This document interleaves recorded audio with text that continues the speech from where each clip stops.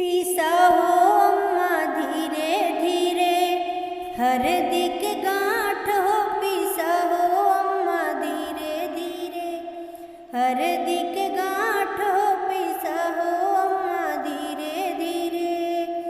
पहिला हरदिया अम्मा पंडित जी के चढ़ाइया हो, पहिला हरदिया अम्मा पंडित जी के चढ़ाइया हो।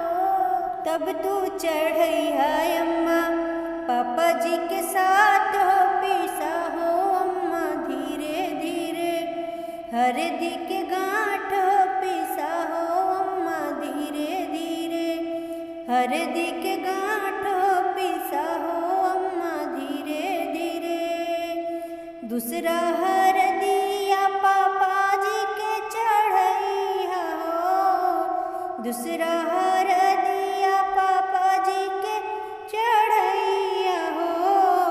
तब हो चढ़ैया भाभी भैया जी के साथ हो पीसा हो अम्मा धीरे धीरे, हरदी के गांठ हो पीसा हो अम्मा धीरे धीरे, हरदी के गांठ हो पीसा हो दीदी धीरे धीरे, हरदी के गांठ हो पीसा हो दीदी धीरे धीरे।